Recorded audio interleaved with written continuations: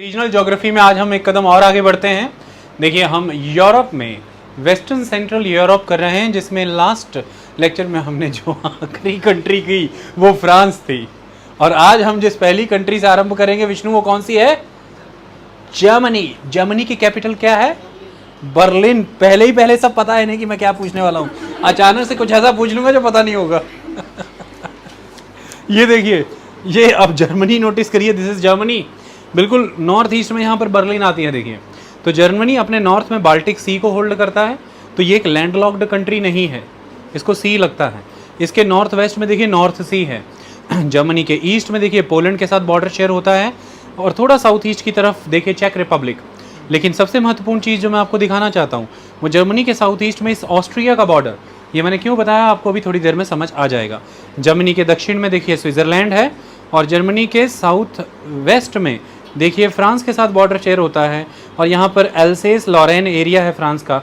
ये एक बहुत ही रिच मिनरल रिसोर्स एरिया है, राइन रिवर की वैली है। जर्मनी के वेस्ट में ही 3 छोटे मुल्क आते हैं, जैसे कि लग्जमबर्ग, बेल्जियम और नीदरलैंड। ये जर्मनी है। ओके, जर्मनी के विषय में अगर हम बात करें तो क्या चीज़ें महत्वपूर्ण हैं? देखिए, ये लार्जेस्ट इकोनॉमी है यूरोप में, ये पहली चीज़। ये जीडीपी वाइज भी लार्जेस्ट है यूरोप में, ये दूसरी चीज़। अब हम कुछ चीज़ों को समझते हैं। देखिए, जर्मनी बहुत ही रिसोर्स रिच एरिया है, और उसने जब इकोनॉमी पर फोकस किया तो उसके इस फोकस में उसने फोकस इस बात पर किया, दैट इज मैन्युफैक्चरिंग। तो जर्मनी का फोकस मैन्युफैक्चरिंग है। उसने मैन्युफैक्चरिंग बेस्ड प्रोडक्शन सिस्टम को मेन स्टे बनाया, बैकबोन बनाया अपनी इकोनॉमी का, और इसके लिए उसे बहुत सी चीज़ों ने सहायता की, जैसे कि एक well developed system of transport and communication, बहुत ही robust system of road, rail and waterway developed है। आप देख सकते हैं जर्मनी एक अच्छा विस्तृत सिस्टम, जैसे जब हमने फ्रांस की राइन नदी पर आने वाले शहर स्ट्रासबर्ग के बारे में डिस्कस की थी। Strasbourg is known for the ultimate system of transport and communication, that is railway and the roadways. Extensive railway network is there. तो जर्मनी का रेलवे नेटवर्क, रोडवेज और कई नदियाँ, जैसे कि हम जानते हैं राइन नदी बहुत महत्वपूर्ण भूमिका निभाती है। तो कई नदियाँ, इसके अलावा भी कुछ नदियाँ हैं, आने वाले दिनों में आप पढ़ेंगे। उत्तर में देखिए बाल्टिक सी, तो बाल्टिक सी के वाया वो स्कैंडिनेवियन कंट्रीज़ को भी अप्रोच कर सकता है। नॉर्थ ईस्टर्न यूरोपियन कंट्रीज जैसे कि एस्टोनिया, लाटविया, लिथुआनिया को भी अप्रोच कर सकता है। उसके संबंध नॉर्थ सी के एनर्जी रिसोर्सेज के साथ भी हैं। दूसरी तरफ उसको अच्छा खासा फाइनेंशियल सिस्टम का एक्सेस मिलता है इन द लग्जमबर्ग। लग्जमबर्ग एक अच्छी तगड़ी बैंकिंग फाइनेंशियल कंट्री है। उसको अच्छा ज़बरदस्त सिस्टम मिलता है नीदरलैंड के फूड प्रोडक्ट्स का, तो प्रोसेस्ड फूड उसको एक्सेस होते हैं नीदरलैंड से। उसको अच्छा सिस्टम मिलता है हॉस्पिटैलिटी सेक्टर का, सर्विस सेक्टर का, that is from the Brussels in the Belgium. और दूसरा, बेल्जियम भी एक अच्छा प्रोडक्शन, ब्रुसेल्स भी अपने आप में एक अच्छा इंडस्ट्रियल हब रहा है इंडस्ट्रियल रेवोल्यूशन के बाद से। इसके अलावा जर्मनी के खुद के साउथ वेस्टर्न रीजन में यहाँ पर द ब्लैक फॉरेस्ट एरिया, देखिए जर्मनी में ब्लैक फॉरेस्ट माउंटेन्स हैं। क्या है? The black forest mountain. Okay, यहाँ पर अच्छे डेंस फॉरेस्ट एग्जिस्ट करते हैं, और यहाँ पर भी जर्मनी को कई तरह के रिसोर्सेज मिलते हैं। इसके अलावा जर्मनी का रूर का एरिया, देखिए नीचे से राइन रिवर जाती है, और इस तरफ से ईस्टर्न साइड से उसमें रूर नदी आके मिलती है, उसके ऊपर लिप्पे नदी आके मिलती है, और नीचे से नेकर नदी आके मिलती है। मुझे लगता है कि हमने ये कल के लेक्चर में भी देखा था, और एक बार एक इमेज अगर हम आज दोबारा भी देख दें तो ज़िंदगी ज़बरदस्त हो जाएगी, सब कुछ क्लियर हो जाएगा। ये देखिए आपके सामने है, ये रहा। तो यहाँ पर देखिए राइन नदी जब ऊपर की ओर जा रही है तो इसमें कुछ इंपॉर्टेंट जगहें आएंगी, जैसे कि यहाँ देखिए, यहाँ तो देखिए ये राइन नदी जब ऊपर की ओर जा रही है तो यहाँ से कौन सी नदी आ रही है रणवीर? मैनहेम किस नदी के मिलन पर है? NECKR, नेकर।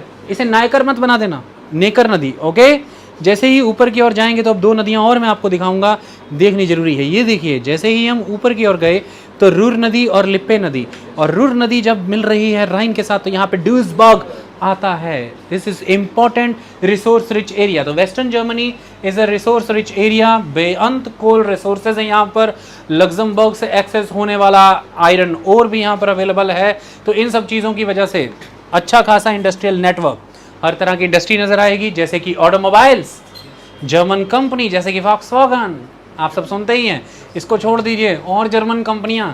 अक्सर आप जब महंगी गाड़ियों का जिक्र सुनते हैं तो आप क्या कहते हैं, द जर्मन्स, जर्मन गाड़ियां महंगी, स्पेयर पार्ट महंगे। तो ऑटोमोबाइल के क्षेत्र में हिटलर का जब समय था वो इसलिए ही था कि हिटलर को इस पोजीशन पे लोगों ने इसलिए बैठाया क्योंकि बेअंत गरीबी थी, पॉवर्टी बहुत ज़बरदस्त आ गई थी वहाँ पर, बेरोज़गारी ज़बरदस्त आ गई थी, लोग डिसएनफ्रेंचाइज से किए जाने लगे थे, उन्हीं के मुल्क से उनको अधिकार दिए जाने बंद होने लगे थे, हर जगह पर टर्मोइल था, टर्बुलेंस था। ऐसे में लोगों ने चुना और हिटलर को उस पदवी तक पहुंचाया।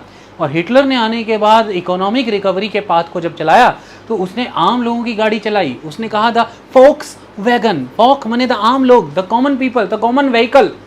तो इस तरह से वो समय था जब फर्स्ट वर्ल्ड वॉर के बाद जर्मनी गरीबी में, बेरोजगारी में, उत्पीड़न में पिछड़ गया था, बहुत ज़बरदस्त महंगाई का दौर था। जर्मनी ने अपनी इकोनॉमी को बाउंस बैक कराने के लिए ऑटोमोबाइल सेक्टर में अच्छा खासा निवेश किया, इन्वेस्ट किया, रिसर्चेज हुई, और आज आपके सामने एक एक्सटेंसिव ऑटोमोबाइल सेक्टर है जर्मन का। Okay, so German automobile sector, German automobile sector है तो केमिकल्स भी होंगे, तो German chemical industry, German electrical machinery systems, तो ये सब इंडस्ट्रीज बहुत इंपॉर्टेंट, जर्मन मेटल्स, ये सब चीज़ें जर्मनी में हैं, जर्मनी इन्हें प्रोड्यूस करता है, खुद भी कंज्यूम करता है और एक्सपोर्ट भी करता है। ये है जर्मनी। जर्मनी दूसरी किस खास चीज़ के लिए जाना जाता है? अगर आज आप मुझसे पूछें कि सर एक चीज़ बताएं जर्मनी की तरक्की का इतना कारण, पहली चीज़ तो जर्मनी के इनरमस रिसोर्सेस, दूसरी चीज़ जर्मनी का फेवरेबल क्लाइमेट, जर्मनी का फेवरेबल क्लाइमेट। और हमने पढ़ा ही था जर्मनी के दक्षिणी हिस्सों में क्या आते हैं, the Uplands, the central Uplands, और उन अपलैंड्स पे क्या है, द ग्रासलैंड्स, और उन एक सेंट्रल अपलैंड के बाद ग्रासलैंड जो आएंगे वो that is the prairie. But ये सेंट्रल अपलैंड एरियाज किस वजह से फेमस हैं, द लाइफ स्टॉक रियरिंग, तो यहाँ पर आप लाइफ स्टॉक रियरिंग कर सकते हैं। इसके बाद आते हैं द जर्मन ग्रासलैंड्स, जहाँ पर आप वीट कल्टीवेशन कर सकते हैं। तो जर्मनी के पास एग्रीकल्चरल रीजन भी है for the wheat cultivation, Germany के पास अपलैंड्स भी हैं for the purpose of resources, the mineral resources and the life stock rearing. Okay, the herding people, वो जर्मन शेफर्ड्स जो हमने सुनी, वो जो घूमती फिरती हैं भेड़ें, ओके, तो उनको चलाने वाले गडरिये, ये कल्चर यहीं से आता है। इसके बाद जर्मनी के पास है द रुर, तो एक्सटेंसिव रिसोर्स एरिया, चाहे वो फिशिंग हो, बाल्टिक सी, नॉर्थ सी, चाहे वो ट्रांसपोर्ट एंड कम्युनिकेशन के नेटवर्क हों, उसमें हर तरह की चीज़, चाहे वो मिनरल रिसोर्सेज, मेटल और नॉन मेटल हों, ये सारे रिसोर्सेज, अच्छी कनेक्टिविटी। और आप देख सकते हैं अब तक हमने जितनी कंट्री सुनी उन सब में से आपने नोटिस किया जर्मनी को अधिकतर कंट्रीज़ के बॉर्डर लगे हैं, अधिकतर कंट्रीज़ के। देखिए स्विट्ज़रलैंड साउथ में, और स्विट्ज़रलैंड क्या है, the enormous banking financial country. Second, Switzerland is the country of innovations, world intellectual property rights index में स्विट्ज़रलैंड ऑलमोस्ट टॉप पे रहता है। Switzerland is the country of innovation. Switzerland का culture is a culture of science, चाहे वो Bernoulli theorem देने वाली Bernoulli family हो और चाहे वो आइंस्टाइन हो। जर्मनी में जन्मे आइंस्टाइन 1901 में स्विट्ज़रलैंड में जाकर के वहाँ की नागरिकता ले चुके थे। तो चाहे वो आइंस्टाइन ही क्यों ना हो, एक से एक परिवार, चाहे वो मैथमेटिशियन यूलन क्यों ना हो, ऐसे परिवार वहाँ पर बसते रहे हैं। आज भी वहाँ पर ज़बरदस्त इनोवेशंस हैं, जैसे कि वहाँ के ज्यूरिक में स्थापित स्विट्ज़रलैंड की फेडरल इंस्टीट्यूट ऑफ टेक्नोलॉजी, जैसे हमारे इंडियन इंस्टीट्यूट ऑफ टेक्नोलॉजी हैं, वर्ल्ड में हमेशा टॉप मोस्ट रहते हैं और यूरोप में लगभग चौथे नंबर पर। ब्रिटेन की ऑक्सफोर्ड, ब्रिटेन की ही कैम्ब्रिज और ब्रिटेन के ही इंपीरियल कॉलेज ऑफ लंदन को अगर मैं छोड़ूं तो इसके बाद आपको ज्यूरिक का फेडरल इंस्टीट्यूट ऑफ टेक्नोलॉजी मिलेगा, जो ज़बरदस्त रिसर्चेस में आगे रहता है। तो ऐसी कंट्री के साथ जर्मनी का साउदर्न बॉर्डर शेयर हो रहा है इस कंट्री के साथ। ओके, दूसरी तरफ हमने फ्रांस देखा था, विकसित देश है वो। इस तरफ हमने देखे बेल्जियम, लग्जमबर्ग और नीदरलैंड, ये भी विकसित हैं, अच्छी जीडीपी हैं। और इधर हम देख रहे हैं Austria, a very good cultural country. दूसरी तरफ पोलैंड, जिसका ईस्टर्न हिस्सा लंबे समय तक कंट्रोल में रहा सोशलिस्ट कंट्रीज के पास, मतलब तकरीबन पोलैंड उन्हीं के कंट्रोल में था, जो अब विकास के क्रम में आगे बढ़ रहा है तो उनकी नीड कितनी होगी, उन्हें कंजम्पशन कितनी चाहिए होगी। तो इतनी सारी कंट्रीज के साथ बॉर्डर शेयर करने की वजह से, चाहे वो टैलेंटेड वर्कर्स हों, चाहे वो टेक्नोलॉजी हो, चाहे किसी तरह के इनोवेटिव वर्क्स हों, फाइनेंसेस हों, चाहे वो अच्छे खासे बायर की मार्केट हो, ये सब चीज़ों पर एक्सेस मिलता है जर्मनी का। और जर्मनी की खुद की खासियत, जर्मनी की सेंट्रल पोजीशन देखिए यूरोप में। आप कहीं भी जाना है आपको यूरोप में, साउथ से नॉर्थ, ईस्ट से वेस्ट, जिधर भी, इधर से उधर, उधर से इधर, जर्मनी से होकर के गुजरेंगे। इतने लंबे समय के इतिहास में जर्मनी से गुजरते हुए इन सभी काफिलों ने, इन सभी कुनबों ने, कम्युनिटीज़ ने जर्मनी में एक डाइवर्स कल्चर की नींव रखी। तो जर्मनी में आपको एक डाइवर्स कल्चरल सिस्टम मिलता है, क्योंकि इतिहास में वो एक ट्रैवल रूट रहा है। अलग अलग कम्युनिटी अलग अलग समय में वहाँ से ट्रैवर्स करती रही हैं, चाहे उन्हें कहाँ भी जाना हो।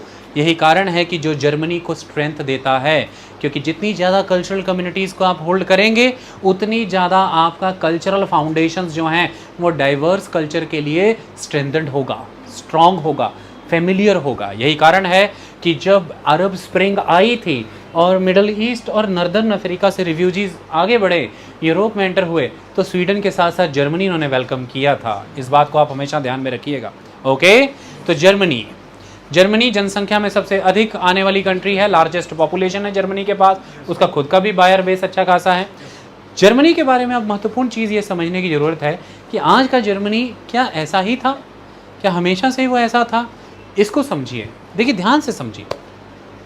ये जो जर्मनी आप देख रहे हैं, आज का जर्मनी, ये जर्मनी एक रिपब्लिक है, द रिपब्लिक ऑफ जर्मनी। इसे आप ऐसा मान लीजिए कि आपको 1918 में मिलता है, यानी कि वर्ल्ड वॉर 1 के एंड पे मिलता है।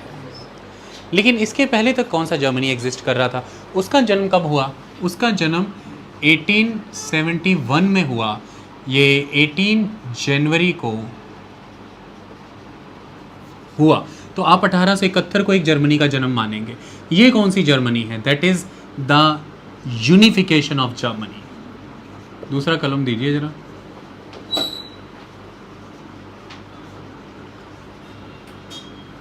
तो देखिए जर्मनी 1871 में यूनिफाइड कर ली गई। 1871 में क्या कर ली गई? यूनिफाइड। अब जर्मनी को यूनिफाइड किसने किया? देखिए, Otto von Bismarck. Otto von Bismarck ने जर्मनी को यूनिफाई किया। तो सवाल पैदा होता है, इसके पहले जर्मनी क्या थी? ये भी सोचना जरूरी है। देखिए ध्यान से समझिए, जर्मनी ऑलमोस्ट लंबे समय से, जब से हम 9th सेंचुरी की बात करें, उसके बाद से यहाँ पर होली रोमन एम्पायर की एग्जिस्टेंस थी। और जर्मनी में ये कॉन्सेप्ट फॉलो होता था, जो हमने पहले ही दिन के लेक्चरों में पढ़ लिया था, कि एम्पायर में कई सारे स्टेट्स को एग्जिस्ट करने दिया जाएगा। मल्टीपल स्टेट्स एग्जिस्ट करने दिए जाएंगे एक एम्पायर के अंडर। ओके, तो इस वजह से एक एम्पायर, खासतौर पर होली रोमन एम्पायर्स, और उसके अंदर कई स्टेट्स एग्जिस्ट करते रहेंगे। आप एम्पायर के प्रति अपनी लॉयल्टी रखेंगे, लेकिन आप एक ऑटोनॉमस मैनर में अपना स्टेट चला सकते हैं। ये स्टेट्स एग्जिस्ट करते तो रहे, लेकिन आपको कुछ बातें समझनी है। ये स्टेट कुछ समय के लिए पीसफुल रहते थे, अदरवाइज़ एक स्टेट दूसरे स्टेट के साथ युद्ध भी लड़ता था, चाहे वो रिसोर्सेज की बात हो, चाहे कुछ भी। लेकिन लोग आपस में काफ़ी चीज़ें कॉमन शेयर करते थे। लोग आपस में काफ़ी चीज़ें कॉमन शेयर करते थे। धीरे धीरे चीज़ें आगे बढ़ी, समय बदला। ये 9th सेंचुरी की बात थी। समय बढ़ते बढ़ते यूरोप में, यूके के अंदर इंडस्ट्रियल रेवोल्यूशन की शुरुआत हुई। उस इंडस्ट्रियल रेवोल्यूशन की वजह से लॉन्ग डिस्टेंस के fast mode of transport and communications आ गए, जैसे कि रेलवे आ गई और रोडवेज हो गया। तो मोटरेबल व्हीकल्स आ गए, स्टीम इंजन बेस्ड गाड़ियाँ आ गई, रेलगाड़ी आ गई। इसकी वजह से एक स्टेट के लोग दूसरे स्टेट, दूसरे से तीसरे तेज़ी से जुड़ने लगे। जब वो आपस में लॉन्ग डिस्टेंस कम्युनिकेशंस इस्टेब्लिश करने लगे, तो लोगों में इस लॉन्ग डिस्टेंस ट्रैवल की वजह से अफिनिटी क्रिएट होनी शुरू हुई। उन्होंने ये रीडिस्कवर करना शुरू किया कि हम अलग अलग स्टेट्स में तो हैं, लेकिन शायद कल्चरली हम सिमिलर हैं।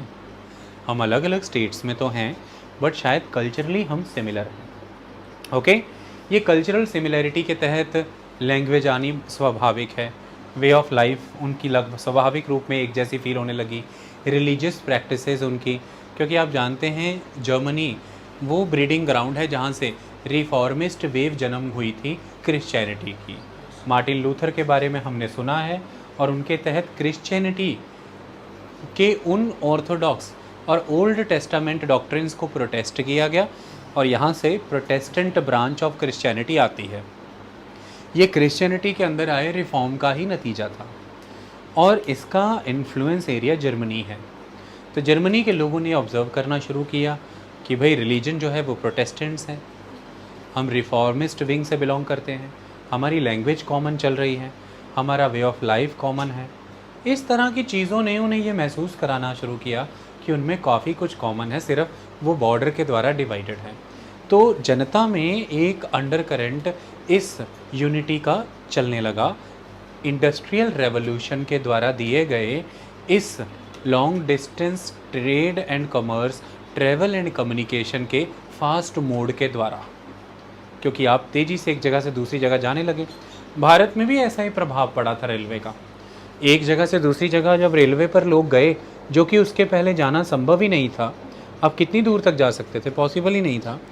ऐसे में लोग ये समझ पाए कि हमारे हिस्टोरिकल एक्सपीरियंसेस कॉमन रहे हैं, हमारे एंसेस्ट्रल स्टोरीज़, हमारी रिलीजियस स्टोरीज़ कॉमन रही हैं, हमारी सफरिंग्स कॉमन रही हैं, और हमारी फ्यूचर एस्पिरेशंस भी कॉमन हैं। यही चीज़ें जर्मनी के मामले में भी हुई। उन्होंने नोटिस किया कि हमारी लैंग्वेज कॉमन चल रही है, हमारे हिस्टोरिकल एक्सपीरियंसेस कॉमन चल रहे हैं, हमारी सफरिंग्स के रीजंस कॉमन हैं, हमारी फ्यूचर को लेके एस्पिरेशंस कॉमन हैं, हमारे पहनावे, शादी, विवाह, ये सब चीज़ें कॉमन हैं। ये सब कॉमननेस जो होती हैं ये नेशन का आधार बनती हैं, ये फैक्टर नेशन का आधार बनते हैं। तो एक ऐसी फीलिंग जनता में तो थी ही, उनमें ये थॉट चल ही रहा था, लेकिन इन फीलिंग्स को स्ट्रेंथन करने के लिए हमें किसी व्यक्ति की ज़रूरत होती है। तो अब आप इतना समझ लीजिए कि जर्मनी लगभग 30 राज्यों की, 30 स्टेट्स की एक कॉन्फेडरेसी थी। जर्मनी ऑलमोस्ट 30 स्टेट्स की एक कॉन्फेडरेसी के रूप में एग्जिस्ट कर रही थी। तो ये ज़रूरी था कि जर्मनी को यूनिफाई किया जाए। इसमें से अब कुछ चीज़ें समझनी ज़रूरी हैं, जिसके तहत मैं आपको एक इमेज दिखाना चाहूँगा। आप उस इमेज को देखिए, आपको बहुत सी चीज़ें समझ आ जाएंगी। जर्मनी की ये जो कॉन्फेडरेसी थी, जैसे उदाहरण के तौर पे ये जो जर्मनी था, ये कई छोटे छोटे राज्यों के रूप में एक कॉन्फेडरेसी के रूप में एग्जिस्ट कर रहा था। ओके, इन राज्यों का बना हुआ एक समूह, एक संघ। लेकिन आप यहाँ देख सकते हैं कि इस पर प्रभाव किसका था। मैं आपको दिखाता हूँ। देखिए, इस कॉन्फेडरेसी पर एक्चुअल इम्पैक्ट ऑस्ट्रियन एम्पायर का था। तो ऑस्ट्रिया भी इस समय एक एम्पायर था, और एक तरह से ये German confederacy of 30 states Austrian kingdom के इन्फ्लुएंस में थे। आप इसे ऐसा भी कह लीजिए कि ऑस्ट्रिया ने ही एक तरह से इन्हें कंट्रोल कर रखा था। ओके, तो ऐसे में इन स्टेट्स में से एक स्टेट ऐसा था जो ऑस्ट्रिया की मिलिट्री माइट, उसके रिसोर्सेज और उसके साइज़ से कंपेयर कर सकता था, और वो था इन सभी राज्यों में से एक राज्य, that is the Prussia. It is not Russia, it is Prussia. ये है उन 30 स्टेट्स में से एक हिस्सा, द नॉर्थ ईस्टर्न साइड पे आने वाला state, the state of Prussia. Okay, ये ईस्टर्न और वेस्टर्न प्रशिया में बांटा हुआ था। मैंने बट ये मैप्स ढूंढा है जिसमें आपको ये अकेला प्रशिया ही नज़र आए। तो ये प्रशिया, अब प्रशिया की ये कोशिश होगी कि ये जो हमारा जर्मनी इतना लूजली ऑर्गेनाइज्ड है अलग अलग 30 स्टेट्स में, और इस पे इन्फ्लुएंस ऑस्ट्रियन किंगडम का है, जो कि करेक्ट नहीं बनता। हमारा कल्चर ऑस्ट्रिया से अलग है, हमारी इस पर्टिकुलर